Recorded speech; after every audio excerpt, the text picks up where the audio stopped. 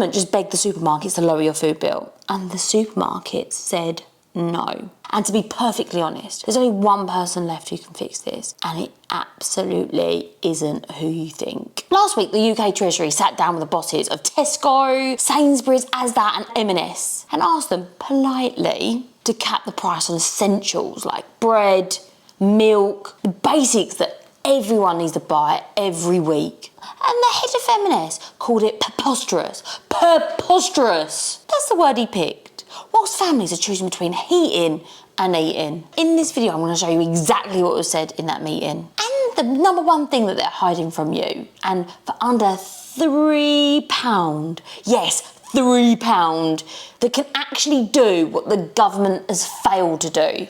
And here's the numbers that nobody is saying out loud. The UK food prices are now projected to be 50% higher than they were at the beginning of the cost of living crisis.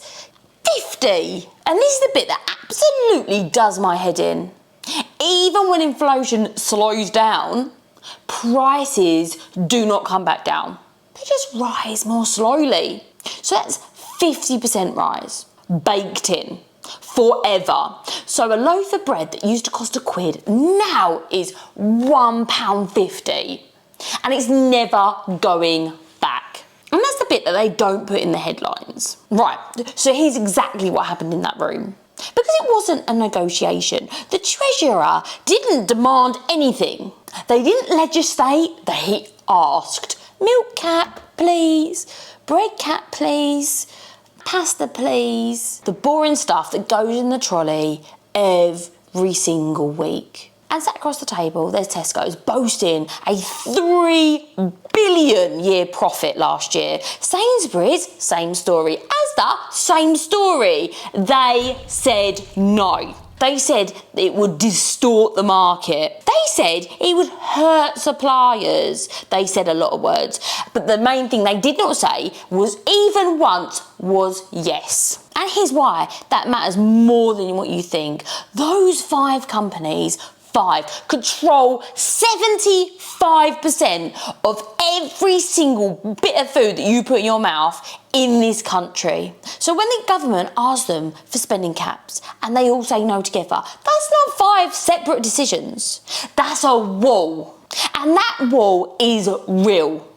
The European Commission has already proven that it exists. They fined Mondelez, the people that make Cadbury's chocolates, £337 million for keeping prices artificially high across borders. That's not a conspiracy theory. That's a legal finding, written down on paper, already paid. And it's you at the checkout that's paying that fine for them, because you know it's not coming out their profits. Right, let's bring this into the real world, because numbers really mean nothing until you feel it in your pocket. For a family of 4, 3 meals a day, and that roast dinner that you just don't want to miss, because it's the nicest part of the week, isn't it? That family is now spending, on average, over £2,000 a year on food, more than they were 5 years ago. £2,000 gone. Not on holiday, not on the kids, on bread, beans and bin bags. And the people that could have stopped it have just admitted on record that they won't. And here's the bit that nobody told you about, because the most powerful thing the system has, more powerful than prices, more powerful than the cartel, is the feeling it gives you.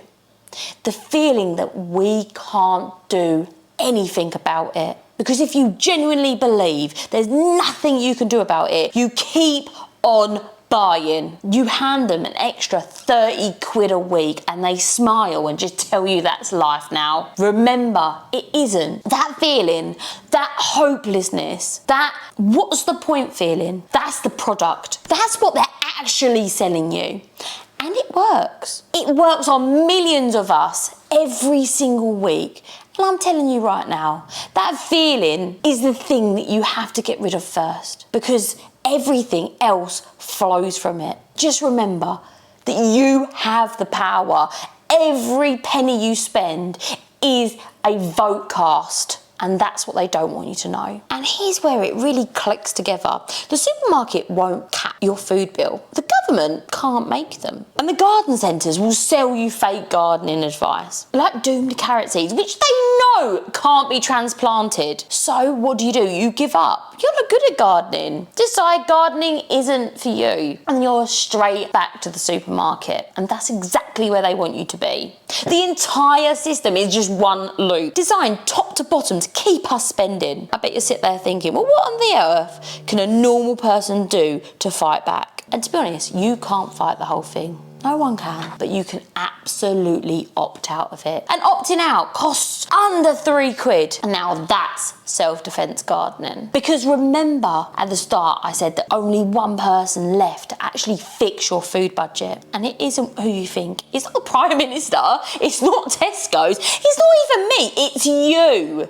The reason I started this properly, it was because I worked out that £2 for a packet of seed planted at the start of spring gives my family around £130 worth of tomatoes come August. From a windowsill in a rented flat or with no garden at all. That is genuinely the only price cap in the entire country that actually works right now. Right, action plan, late spring, and this is the planting window every single year. These are 4 things that you can get in the ground or on the windowsill, not next month, not next week, right now. Because if you miss it, you lose the calorie-dense harvests. Right, number 1, runner beans or French beans, 2 packets. You can get them for 39 pence, 78 pence in total. I'll drop my link down below. I get no money from it, but you get a discount. Direct sow them right now, straight in the ground. No messing about. Those 2 packets will give you 20 kilos of beans for the freezer.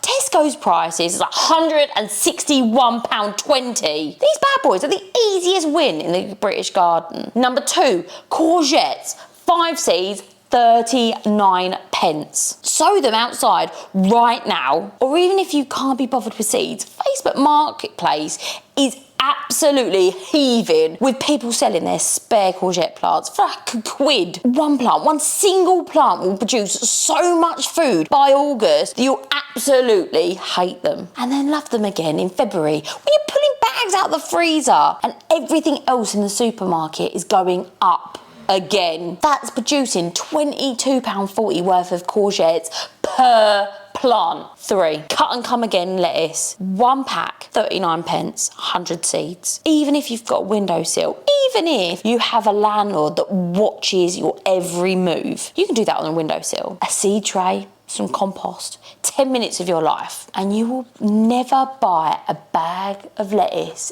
ever again. Honestly, those supermarkets bags, they're like £1 to £1.50 a pop, and half of it's minging within 3 days. Well, you can harvest £444.40 worth of leaves in one season, just from that one tiny little packet, which stores for weeks in a Ziploc bag in the fridge. Now, number 4, herbs. A pot of basil from the supermarket is £1.17. You can snip the stems, stick them in a glass, or even divide up the plant. Free basil forever. The supermarket literally sold you the means to never use them again. I got 21 plants just from 1 pot. That's 240 pence worth of basil from 1 season. You can hang it and dry it and use it all year round. So let me add it all up. 78 pence, 39 pence, 39 pence, and £1.17. That's £2.73. £2.73 to cap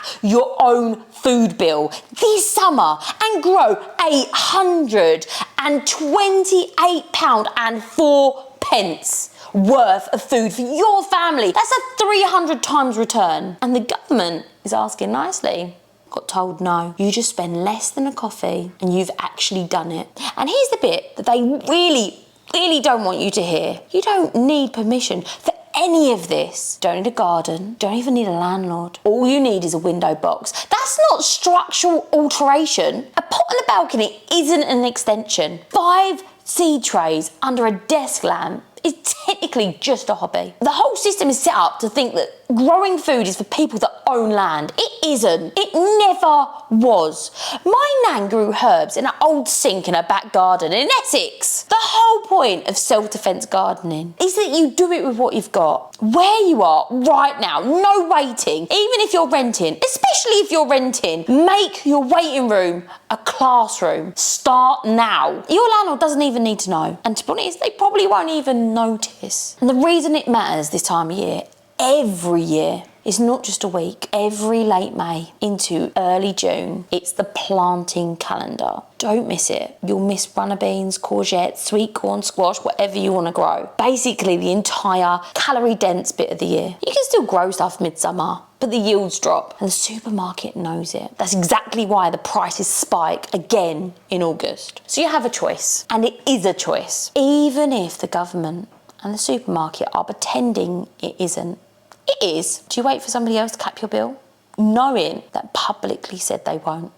Or do you do it yourself this weekend for under £3? If you only do one thing this week, go buy yourself a packet of runner bean seeds. That's it. That is the first act of rebellion. Drop a comment when you've done it and I'll come and cheer you on. I read every single comment. The government can't save you, but you absolutely can save yourself. And it starts with 39p for a pack of seeds.